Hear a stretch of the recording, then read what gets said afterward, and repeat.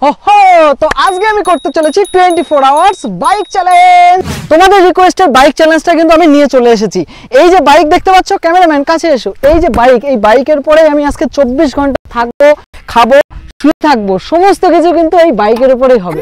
Bike থেকে কিন্তু 24 ঘন্টার আগে আমি আজকে নামছি না, ঠিক আছে? 24 আওয়ার্স লিভিং অন বেড চ্যালেঞ্জে তোমরা প্রচুর ভালোবাসা দেখিয়েছো এবং অনেকে কমেন্ট করে জানিয়েছিলে যে দাদা এবার তুমি 24 ঘন্টা বাইকের উপরে কাটাও। তো হ্যাঁ, আজ আমি 24 ঘন্টা বাইকের উপরে কাটাতে চলেছি, যেখানে আমাকে সারাটা দিন বৃষ্টিতে ভিজতে হয়েছে বাইকের উপরে, তারপর খেতে হয়েছে, শুতে হয়েছে, নানান কিছু। এছাড়াও রাতে যেটা হয়েছিল সেটা তো কি বলবো, OMG। তো সকাল সকাল বাইকের উপরে বসেই এক গ্লাস আখের রস দিয়ে দিনটা শুরু করলাম, বিকজ প্রচুর রোদ, বাইরে বেরিয়ে দেখি মানে টেকা যাচ্ছে না, এত রোদ। আজকেই এত রোদটা ওঠাচ্ছিল। বাবা গো, কি গরম! এই গরমে এই জায়গাটাই পেলাম ছাওয়া, আর কোনো জায়গা নেই। এখানে কিছুক্ষণ একটু বসে নি। দেখতে দেখতে দুপুর 12টা বেজে গেছে, আর সূর্য তো মাথার ওপর। সারা শহরের ভেতরে কোথাও একটা ছায়া জায়গা নেই যে যেখানে একটু বাইকটা নিয়ে দাঁড়িয়ে থাকবো। আর এদিকে আবার মিলি আমাকে রেখে ভি মাঠের ভিতর ঢুকে গেছে। বোকার মতন একা একা বাইকের উপরে বসেই রয়েছি। কি লজ্জা লাগছে বলো, সবাই তাকিয়েই রয়েছে যে ছেলেটা করছেটা কি। এবার ভীষণ খিদে পেয়ে গেছে, আর লাঞ্চটাও কিন্তু আমি বাড়ি থেকে নিয়ে এসেছি। এই যে আমার ম্যাজিক্যাল ব্যাকপ্যাক, এই ব্যাকপ্যাকের ভিতরে কিন্তু 24 ঘন্টা সার্ভাইভ করার জন্য সবকিছু আছে। এসো দেখি আজকে লাঞ্চে কি এনেছি। এটা হচ্ছে আমাদের লাঞ্চ। খুলছে না। দেখতে দেখতে দুপুর 2টো বেজে গেছে, আর একটু খিদেও পেয়েছে, তাই ভাবলাম একটু লাঞ্চটা করে নেওয়া যাক। তো ব্যাগে করে তো লাঞ্চ নিয়ে এসেছিলাম, ভাত রাত নিয়ে এসেছিলাম, তো সেটাই কিন্তু এই গাড়ির উপরে বসে বসেই আমি করে নিলাম। যাই হোক, লাঞ্চ কমপ্লিট হয়ে গেছে, অল্প কটা ভাত রয়েছে, এটা পরে দেখা যাক, পরে খিদে পেলে খেয়ে নেবো। একটু আগে রোদ ছিল ভীষণ, এখন একটু মেঘ মেঘ করেছে দেখছি। এই বৃষ্টি আসলে আমাকে বাড়ি চলে যেতেই হবে, বিকজ ভেজা যাবে না। আর বাইক থেকে আমি কোথায় শ্যুট করব, মানে বাইক নিয়ে আমি ফাঁকা রাস্তায় ছাড়াও তো শ্যুট করার জায়গা নেই। এত সুন্দর ওয়েদার, এদিক ওদিক আর যাবো না, এখানে একটু ঘুমিয়ে নি। ওহ, আমার বাইক আছে যতক্ষণ, কোনো সমস্যা নেই, পড়ে না যাই বাবা।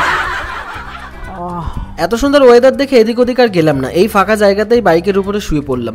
কিন্তু দেখতে না দেখতেই দেখি মেঘ একদম মাথার উপর চলে এসেছে। খুব রিস্ক, বিকজ বাড়ি থেকে বেশ খানিকটা দূরে আমরা চলে এসেছি, বিকজ এদিকটায় পুরো মাঠ আর গ্রিনারি দেখতে পাচ্ছ, সুন্দর লাগছিল। কিন্তু হঠাৎই বৃষ্টি পড়া শুরু হয়েছে টুপটুপ করে, তাই ভাবলাম বাড়ির দিকে যাওয়া যাক। কি সুন্দর জায়গা দিয়ে দেখো বাইকটা চালাচ্ছি, আর মিলি এখন সঙ্গ দিচ্ছে আমাকে। ওকে তুলে নিয়ে এসেছি যে চল আমাকে একটু ক্যামেরা করে দিবি, আর এই মনোরম দৃশ্যের সাথে ঘুরে বেড়াও, বাইকে করে দাও। দারুণ লাগছে কিন্তু বল। হ্যাঁ, দারুণ, ওয়েদারটাও দারুণ। ক্যামেরাম্যান না হলে সমস্যা হচ্ছিল। কি সুন্দর দেখো, সেই পুরো বৃষ্টিতেই ভিজে গেলাম। পুরো ভিজে গেছি, দেখো পুরো ভিজে গেছে। চারিদিকে কি বৃষ্টি হচ্ছে, পুরো বৃষ্টি পড়ছে। আর এমন একটা জায়গায় এসি শুট করতে, আর এখানে কোনো একটা বাড়ি ঘর কিচ্ছু নেই, চারিদিকে মাঠ আর মাঠ। যে আমরা একটু গিয়ে সেখানে দাঁড়াবো, পুরো ভিজে গেলাম এর শুট করার জন্য, আর তোমাদের ওই বাইক চ্যালেঞ্জের জন্য। তুই তাড়াতাড়ি বাড়ি নিয়ে চল। এই বৃষ্টিতে ভিজছি এরকম ভাবে, এই জন্য অন্তত একটা লাইট তো বানতে হয়। যেটার ভয় পাচ্ছিলাম সেটাই হলো, হঠাৎই জোরে বৃষ্টি নেমে এলো, আর এত ফাঁকা জায়গাতে আমরা রয়েছি, বাড়ি যেতে যেতে লিটারেলি আমরা পুরো ভিজে জল হয়ে গেছিলাম। ফোন টোন ভিজে একাকার অবস্থা হয়ে গেছে।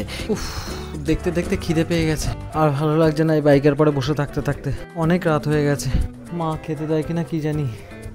গাড়ির উপরে বসে রয়েছি, মা ভীষণই রেগে যাচ্ছে। সেই সকাল থেকে বাইকের উপরে বসে রয়েছি, মা তো ভীষণ রেগে যাচ্ছে যে বাড়ির কোনো কাজ কর্ম কিছু করছে না, গাড়ির উপরে বসেই রয়েছে। এদিকে দেখতে দেখতে রাত 10টা মতন বেজে গেছে, তাই অনেক রিকোয়েস্ট করার পর ফাইনালি মা ডিনারটা দিল।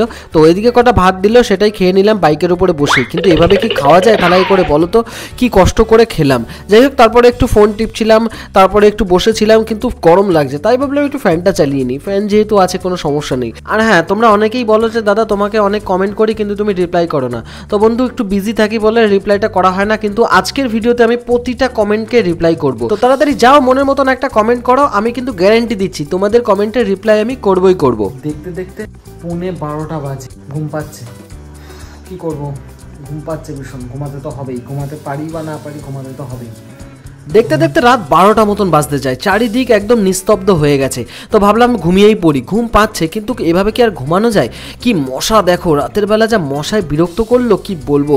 আবার লাইট টাইট জ্বালিয়ে মাকে আবার ডাকলাম। ওই রাতে মা ঘুম থেকে উঠে আমাকে একটা বালিশ একটা ক্যাথা দিয়ে গেল, সেটা মুড়ি দিয়ে আমি কোনো রকমের রাতটা কাটিয়েছিলাম, কিন্তু তাতেও শান্তি নেই।